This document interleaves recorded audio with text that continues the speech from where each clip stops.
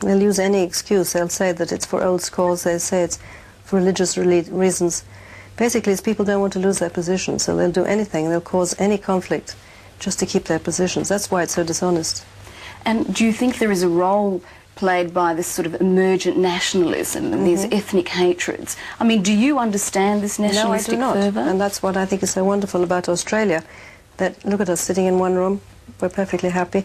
People in this country come from all over the world, and it's part of the way this country is run that people just have to get on with each other. Because at the end of the day, we're just people. They're just men and they're just women. There really isn't any difference. And so they built up this nationalism as an excuse for their position of power. Do you think that the crisis could have been averted? Lord Carrington has said that perhaps recognition came too quickly, it was too hasty. Do you think that that was a fault and that the conflict could have been averted? Again, I think that leaders who preach hatred are very responsible for a crisis that then gets out of control and out of hand. It was not necessary. On both sides, there were people in the press preaching hatred of each other, and I was appalled when I was in Belgrade reading the local press, what they were saying about the other people. I thought they were completely insane to do this. It wasn't necessary. You can always make peace, you can always make up, you can always get on with it and get away from the pathological situation towards a better future. You don't have to dwell on pathology, if you see what I mean. So which leaders do you think were stirring this up? Anybody who was preaching hatred is responsible for this mess right now. Do you think strong religious convictions and differences, they contributed to... I think that's always an excuse, though, to use religion. You can say, well, I have to hate that person because he's Muslim and because his grandmother was a Catholic and because somebody else's father was a Greek Orthodox. It's nonsense. It's the way we've interpreted religion that's wrong. To begin with, a religion immediately causes a division. You're Catholic and I'm Orthodox, oh, therefore we're different, we can't be friends. But it's the way we interpret our religions that cause these conflicts. It isn't really necessary. I have friends all over the world. Some of them are atheists, some of them are Jews, some of them are Muslims. I don't care. They're either people I like or people I don't like. It doesn't matter how you spell God. I understand that you have made efforts to reconcile the Catholic and Orthodox clergy there to find a solution. I would be interested to know what reaction you got.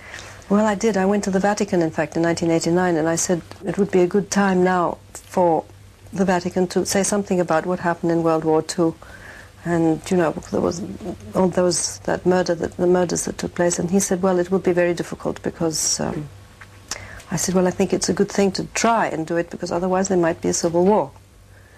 And he said, well, we'll think about that. And then I said, how about if you get the clergy in Croatia to preach goodwill towards Serbs that live in the villages, because there were some problems at that time. He said, yes, that's a very good idea. I will make sure that that happens. So I said, how will I know? He said, you will see by the results.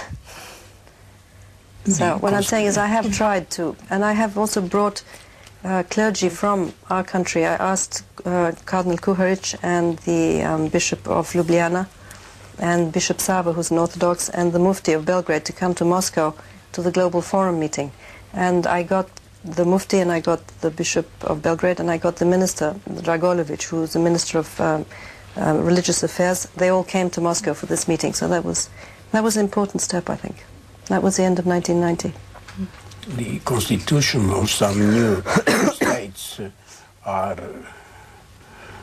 just very, very guilty for that what's going on. They don't recognize minorities, they don't recognize the other people, and they are not democratic. They are actually racist. And the people, those minorities, they don't have any other chance than to fight for survival. And it has to be changed. No, they're not used to democracy yet, so they're still... And everybody react. When you react, it's from fear. So all this reaction... Of course. ...is from terror, from 50 years, 70 years of suppression. It's horribly natural what's happening. And eventually people will learn how democracy works, but you can't expect people to get it overnight. And this is why I'm upset with the people preaching hatred, because they're keeping the country back.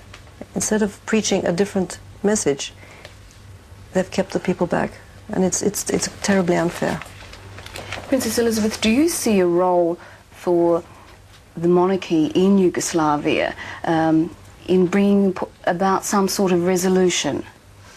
Maybe, but you see that it's not they're not politicians. The royal family is not really involved in politics, so I think that has to wait to be seen if and when the country is calmed down, and if they then would like a king again. I think it should be up to the people to choose what they want. And anyway, it wouldn't be Yugoslavia as we know it or knew it.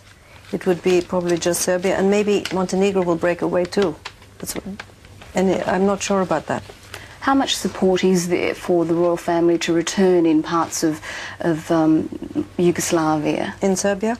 In Serbia? It depends where you are. Some people really want it, other people are not so sure. I'm not really quite sure of that. I haven't taken I don't know what the polls are. Has your brother expressed interest in returning as monarch if he's invited? My cousin? Your cousin, sorry. Yes, he'd love to. And what about yourself? As what? To return to the country, because you are the first one to break the barrier, come and then you send a message to the royalty, and then what is your intention? Well, I'm a free element, because as I'm not in the line to be on any throne, I can do pretty much what I want. So I have the best position. Fair enough, but you have a role. You said as a woman, first of all. Yes, exactly. I'm the only woman. I'm the only one of the family. And I'm the only one who was born there, and I'm the only woman of the family, really. So I can do many more things than they can do. And I would love to help as much as I can. How old you was when you left? 4. I just would like to ask you, do you think the British government at the time was right to arrest Prince Paul, your father, and all family? And why they don't did the same to the Chamberlain and to the Lord Mayors of the Channel Islands for doing even worse thing than your father trying to save your country? Do you think you have right to sue them for compensation? You can use this money for your charity work. What a good idea. I never thought of that. I think you Well, you weren't here to hear my talk last night at the university. I was saying about I have found documents in the Foreign Office of England showing how they were totally involved with the overthrow of my father's government, and that they were working for 18 months behind the scenes, bribing certain officers in Belgrade to arrange a coup d'etat, because they wanted the country to fall so that Hitler would be distracted from going to the Soviet Union. And they had no intention of sending arms to my father. So when he signed the pact, the second clause, which said the country must remain neutral and no troops and no ammunition must cross Yugoslavia, that was never published. So naturally everybody screamed bolje rat nego pakt, which means better fight than to have a pact, because they didn't know. So the British needed a scapegoat for their mistakes, so they sent us to Kenya under house arrest for 2.5 years so that we wouldn't speak. And my father was so depressed. He's not a fighter like I am. He didn't ever want to defend himself. But that is the truth. They are totally to blame. I think you should bring this matter up and I have. fight. Good. I published the book in Belgrade with all the documents at the end of the book in 1990.